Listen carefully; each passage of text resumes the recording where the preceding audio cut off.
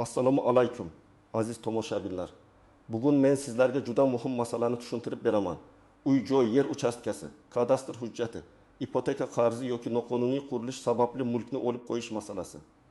Bu video har bir oilaga tegishli. Chunki ko'pchilik yangi qonun chiqibdi. Endi uylarni tortib olisharkan degan gaplarni eshitib vaymaga tushyapti. Men bugun sizga oddiy tilda aytaman. Kim xavotir olishi kerak? Kim xavotir olmasligi kerak? Qaysi holatda uy haqiqatan ham olib qo'yilishi mumkin?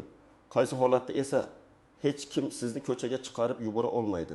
Videoni oxirigacha ko'ring, chunki birgina noto'g'ri hujjat, birgina e'tiborsizlik yoki birgina imzo keyinchalik katta muammoga aylanishi mumkin. Hozirning o'zida kanalga obuna bo'ling, like bosing, chunki men bunday huquqiy mavzularni sodda qilib tushuntirib boraman. Avvalo, eng muhim narsani aniq aytib qo'yaman. Qonuniy hujjati bor, kadastri to'g'ri rasmiylashtirilgan, soliq va majburiyatlar joyida bo'lgan uy-joyni oddiygina kelib, endi bu uy davlatniki deb tortib olish mumkin emas. Mulk huquqi qonun bilan himoyalangan. Lekin odamlarni xavotirga solayotgan joy shunda, ayrim holatlarda uy yoki yer uchastkasi sud qarori, davlat ehtiyoji, qarzdorlik, ipoteka majburiyati.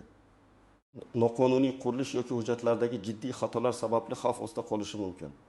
Oldin ko'p odamlar hujjat masalasiga yengil qarardi. Masalan, uy bobosidan qolgan, lekin meros ochilmagan. Kimdir yerga uy qurib olgan, lekin kadastr qilmagan. Kimdir uyni og'zaki kelishuv bilan sotib olgan, notariusdan o'tkazmagan. Kimdir ipoteka oldi, lekin 3-4 oy to'lov qilmadi. Kimdir yerning maqsadini o'zgartirmasdan tomorqa joyga do'kon yoki ustaxona qurdi. Avval bunday holatlar yillar davomida bilinmay yurishi mumkin edi. Hozir esa elektron bazalar, kadastr tizimi, soliq tizimi, bank tizimi va ijro organlari bir-biri bilan bog'lanib boryapti.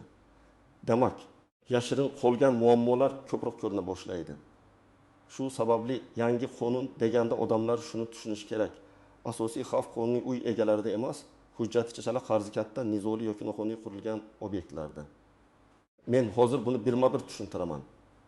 Birinchi toifa kadastri bor, mulk egasi aniq, hujjatlari notarial rasmiylashtirilgan uy egalari. Agar sizning uyingiz kadastrdan o'tgan bo'lsa, egalik huquqi davlat ro'yxatidan o'tgan bo'lsa, oldi-sotdi shartnomasi yoki meros hujjati to'g'ri bo'lsa, siz har yili mulk solig'i bo'yicha xabarnomalarni olib tursangiz, uyingiz bo'yicha sud nizosi bo'lmasa, siz vahimaga tushmang. Bunday uyga hech kim o'z xohishi bilan da'vo qilib kira olmaydi. Hatto davlat ehtiyoji uchun yer yoki uy olingan bo'lsa ham tartib bo'lishi kerak. Oldindan xabardor qilish, baholash, kompensatsiya, muqobil uy yoki pul kelishuv, nizo bo'lsa sud. Masalan, Toshkent viloyatida yashaydigan Akmal aka 2020-yilda uy sotib olgan. Notarius orqali shartnoma qilingan, kadastr yangilangan, kommunal to'lovlar o'z nomida, soliq qarzi yo'q. Mahallada yo'l kengaytirish loyihasi chiqdi deylik. Bu holatda Akmal akaning uyi shunchaki buziladi degani emas. Unga rasmiy taklif berilishi, uyining bozor qiymati baholanishi, ko'chish xarajatlari va boshqa zararlari hisobga olinishi kerak. Agar taklif qilingan kompensatsiya kam bo'lsa, u rozi bo'lmaslikka va sudga murojaat qilishga haqli. Ikkinchi toifa ipoteka yoki kredit evaziga uy olganlar. Mana bu yerda ehtiyot bo'lish kerak. Ko'pchilik ipoteka uyini meniki deb o'ylaydi, lekin amalda bank oldida garov majburiyati bo'ladi. Agar siz ipoteka to'lovlarini vaqtida to'lamasangiz, bank ogohlantiradi, jarima hisoblaydi. Keyin sudga yoki ijro tartibiga murojaat qilishi mumkin. Bu ham tortib olish emas, balki qarz majburiyatining oqibati. Masalan, Nilufar opa 300 million so'mlik ipoteka olgan, oyiga 4 million so'm to'lashi kerak. Birinchi yili to'ladi. Keyin ishdan bo'shadi va 7 oy to'lov qilmadi. Qarzi jarima bilan 35 million so'mga yetdi. Bank bir necha marta ogohlantirdi. Agar Nilufar opa bankka bormasa, restrukturizatsiya so'ramasa, to'lov jadvalini o'zgartirmasa, uy sud orqali sotuvga chiqarilishi xavfi tug'iladi. Shuning uchun ipoteka olganlar eng avvalo bank bilan aloqani uzmasligi kerak. Uchinchi toifa hujjatsiz yoki chala hujjatli uylar. Eng katta xavf shu yerda. Masalan, odam 10 yil oldin tanishidan hovli sotib olgan, lekin notariusdan o'tkazmagan. Tilxat bor, guvohlar bor, hamma biladi deb yuribdi. Qonuniy nuqtai nazardan esa bu juda zaif holat. Ertaga sotgan odam vafot etsa, uning farzandlari chiqib, bu uy otamizniki edi desa, katta nizo boshlanadi. Yoki sotgan odamning qarzi bo'lsa, ijro hujjatlari kelib, mulk hali ham uning nomida turgani uchun xatlovga tushishi mumkin. Siz esa pul berganingizni isbotlashga majbur bo'lasiz. Tilxat ba'zan yordam beradi, lekin u to'liq egalik huquqini bermaydi. Uy sotib olganda albatta notarius, kadastr, davlat ro'yxati bo'lishi shart. Noqonuniy qurilish qilganlar. Bu juda og'riqli masala. Ko'pchilik yer o'zimniki-ku, nima qursam o'zim bilaman deb o'ylaydi. Lekin yerning maqsadi, qurilish ruxsati, loyiha, sanitariya, yong'in xavfsizligi, qo'shnilar huquqi, qizil chiziq, yo'l, gaz, elektr, suv tarmoqlari kabi talablar bor. Masalan, hovlining oldidan katta yo'l o'tadi. Siz esa ruxsatsiz do'kon qurib oldingiz yoki ko'p qavatli uy yonida umumiy foydalanishdagi yerga garaj qurdingiz.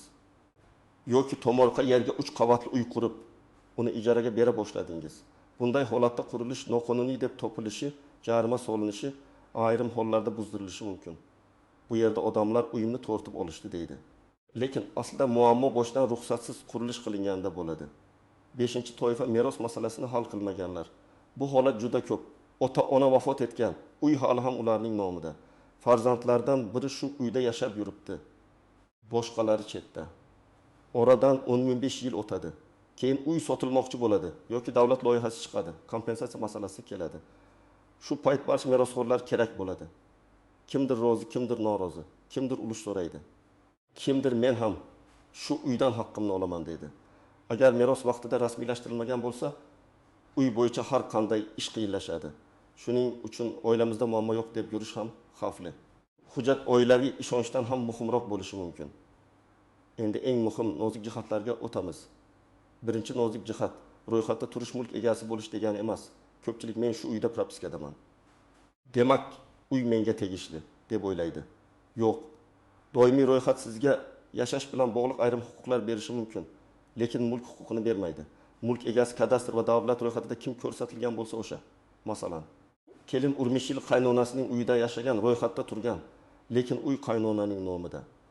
Ajrim yoki nizo chiqqanda kelin avtomatik ravishda uy egasiga aylanmaydi. Albatta alohida holatlar, bolalar manfaatlari, sud qarorlari bo'lishi mumkin, lekin umumiy qoida shu ro'yxat mulk emas. Ikkinchi nozik jihat, uyda voyaga yetmagan bolalar yashasa ham qarz va garov masalasi yo'qolib ketmaydi. Ba'zilar uyda bolalar bor. Bank hech narsa qila olmaydi deb o'ylaydi. Bu ham noto'g'ri. Bolalar manfaatlari inobatga olinadi. Vasiylik organlari jalb qilinishi mumkin. Sud holatni ko'rib chiqadi. Lekin agar uy ipotekada bo'lsa va qarz to'lanmasa, muammo baribir hal qilinishi kerak. Shuning uchun bolalar borligi sizni to'lov intizomidan ozod qilmaydi. Uchinchi nozik jihat, soliq qarzi kichik bo'lsa ham uni e'tiborsiz qoldirmang. Mulk solig'i yoki yer solig'i yillar davomida yig'ilib qolsa, penga qo'shiladi. Odatda kichik qarz uchun uy darhol olib qo'yilmaydi, lekin qarzdorlik ijroga tushishi, bank kartalaringizga cheklov qo'yilishi, mol-mulk xatlov qilinishi mumkin. Masalan, 600 ming so'm soliq qarzi 3-4 yil davomida jarimalar bilan oshadi. Keyin odam uy sotmoqchi bo'lganda muammo chiqadi. Notariusda taqiq ko'rinadi, oldi sot to'xtaydi. Demak, mayda qarz deb qarash noto'g'ri. 4-nozik jihat, davlat ehtiyoji uchun olib qo'yish va noqonuniy buzish boshqa narsa. Davlat ehtiyoji bo'lsa tartib bor. Rasmiy qaror, loyiha baholash, kompensatsiya bo'lishi kerak. Sizga ertaga traktor keladi, chiqib keting deyishsa, darhol hujjat so'rashingiz kerak. Qaysi qaror asosida? Kim baholadi? Kompensatsiya qayerda? Yozma xabarnoma bormi? Agar hech qanday hujjat bo'lmasa, og'zaki gapga ishonib uyingizni bo'shatib bermang. Har bir gapni yozma shaklida oling. 5-nozik jihat. Baholash narxi bilan bozor narxi farq qilishi mumkin. Masalan, sizning uyingiz real bozorda 700 million so'm turadi. Baholovchi esa mutasaddi 1 million so'm deb yozdi. Siz rozi bo'lmasangiz, mustaqil baholovchiga murojaat qilishingiz mumkin. E'tiroz yozishingiz mumkin. Sudda talab qilishingiz mumkin. Ko'pchilik hujjatni o'qimay imzo qo'yadi, keyin meni aldashdi deydi. Imzo qo'yishdan oldin har bir bandni o'qing. Ayniqsa kompensatsiyani oldim. Davom yo'q degan mazmundagi jumlalarga juda ehtiyot bo'ling. 6-nozik jihat, ulushli mulkda bitta odam ham muammoni to'xtatib qo'yishi mumkin. Masalan, uy 4 aka ukaning nomida. 3tasi sotishga rozi, bittasi rozi emas. Yoki kompensatsiyaga 3tasi rozi, bittasi rozi emas. Bunday vaziyatda ish sudga ketishi mumkin. Shuning uchun uy bir nechta odam nomida bo'lsa, oldindan kelishib, ulushlarni aniqlab, notarial tartibda hujjatlarni tozalab qo'yish kerak. 7-nozik jihat, ijara shartnomasi ham ahamiyatli. Agar siz uy ijaraga berayotgan bo'lsangiz, shartnomani rasmiy qiling. Nega? Chunki ertaga ijarachi kommunal qarz qoldirishi, uyga zarar yetkazishi qo'shnilar bilan muammo qilishi mumkin. Rasmiy shartnoma bo'lsa, siz o'z huquqingizni himoya qilasiz. Agar siz ijarachi bo'lsangiz ham, shartnoma sizni himoya qiladi. Uy egasi bir kunda chiqib ket desa, shartnoma muddati va shartlari asosida gaplashasiz. Endi men sizga aniq qadamlarni aytaman. Birinchi qadam, uyingizning hujjatlarini tekshiring. Kadastr hujjati bormi? Mulk egasi kim deb ko'rsatilgan? Uy maydoni amaldagi qurilish bilan mosmi? Masalan, kadastrda 1000 kvadrat metr yozilgan, amalda esa 220 kvadrat metr bo'lsa, demak qo'shimcha qurilish rasmiylashtirilmagan bo'lishi mumkin. Bu kelajakda muammo beradi. Kadastr organi yoki davlat xizmatlari markaziga borib, ko'chmas mulk bo'yicha ma'lumotnoma oling. Ikkinchi qadam, mulkda taqiq, garov yoki qarzdorlik bor yo'qligini tekshiring. Agar uy ipotekada bo'lsa, garov belgisi bo'ladi. Agar sud yoki ijro taqiq qo'ygan bo'lsa, oldi sot qila olmaysiz. Buni oldindan bilish kerak. Ayniqsa uy sotib olayotgan bo'lsangiz, sotuvchining gapiga ishonib qolmang. Hamma hujjat joyida degan gap yetarli emas. Notariusdan oldin kadastr ma'lumotini, taqiq yo'qligi haqidagi ma'lumotni, kommunal va soliq qarzlarini tekshiring. Uchinchi qadam, meros masalasini kechiktirmang. Agar uy vafot etgan ota, ona, bobo yoki bo'yi nomida turgan bo'lsa, merosxo'rlar notariusga murojaat qilsin. Kerakli hujjatlar: o'lim guvohnomasi, tug'ilganlik guvohnomalari, nikoh guvohnomalari, uy hujjatlari, merosxo'rlarning pasportlari. Agar muddat o'tib ketgan bo'lsa, hammasi tugadi degani emas. Sud orqali yoki boshqa qonuniy tartibda tiklash imkoniyatlari bo'lishi mumkin. Eng muhimi buni yashirib yurmaslik. 4-qadam, ipoteka yoki kredit bo'yicha qiyinchilik bo'lsa, bankdan qochmang. Bank qo'ng'iroq qilsa, telefonni o'chirmang. Aksincha ariza yozing.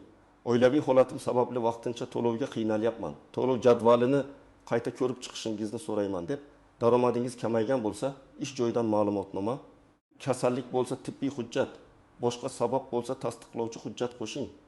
Ko'p hollarda bank sudgacha kelishuvga borishi mumkin. Chunki bankka ham uyni sotishdan ko'ra qarzni qaytarish qulayroq.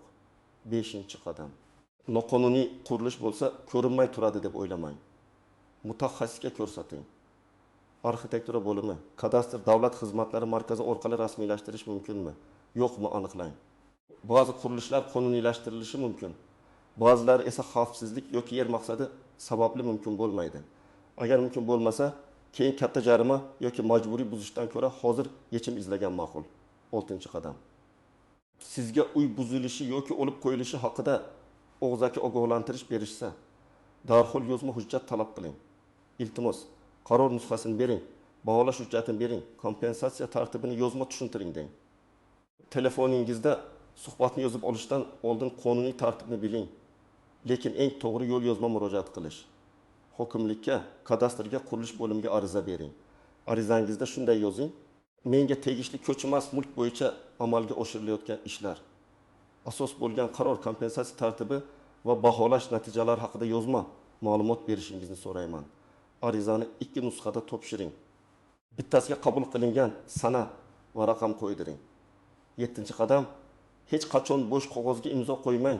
Hech qachon keyin to'ldiramiz degan hujjatga ishonmang. Hech qachon pulni qo'lga berib, uyni notariussiz olmang. Hech qachon qarindoshmiz-ku deb mulk masalasini og'zaki qoldirmang. Bugun hamma yaxshi bo'lishi mumkin, lekin ertaga meros, ajrim, qarz, o'lim, nizo, davlat loyihasi yoki sotuv paytida hammasi hujjatga qaraydi. 8-qadam. Agar nizo boshlangan bo'lsa, vaqtni bo'y bermang. Advokat yoki malakali yuristga boring. Sudga e'tiroz berish muddatlari bo'ladi. Baholashga e'tiroz muddati bo'ladi. Ijro harakatlariga shikoyat qilish muddati bo'ladi. Ko'pchilik ko'ramiz, kutamiz deb yurib muddatni o'tkazib yuboradi. Keyin haq bo'lsa ham isbotlash qiyinlashadi. Har bir xat, xabarnoma, qaror, dalolatnoma, surat, video, to'lov cheklarini alohida papkaga yig'ing. Azizlar, bugungi mavzuning eng asosiy xulosasi shuki, qonuniy hujjatli uyingiz bo'lsa, vahimaga tushmang, lekin beparvo ham bo'lmang. Uy tortib olinishi mumkin bo'lgan holatlar bor. Ipoteka qarzi to'lanmasa, sud qarori bo'lsa, noqonuniy qurilish aniqlansa, davlat ehtiyoji qonuniy tartibda rasmiylashtirilsa, hujjatlar chala bo'lsa yoki mulk aslida boshqa odam nomida tursa. Demak, himoyaning eng kuchli yo'li bu hujjatlarni to'g'rilash, qarzlarni nazorat qilish. Imzo qo'yishdan oldin o'qish va har bir ishni yozma tartibda qilish. Agar sizning uyingizda kadastr muammosi, meros masalasi, ipoteka qarzi yoki buzilish xavfi bo'lsa, bugundan harakatni boshlang. Ertaga kech bo'lishi mumkin. Kommentariyada yozing. Sizning hududingizda ham uylarni buzish, kompensatsiya yoki kadastr bilan bog'liq muammolar bormi? Men keyingi videolarda eng ko'p berilgan savollarga alohida javob beraman. Video foydali bo'lgan bo'lsa, albatta like bosing. Yaqinlaringizga yuboring va kanalga obuna bo'ling. Huquqingizni bilsangiz, uyingizni ham, oilangizni ham ancha yaxshiroq himoya qilasiz.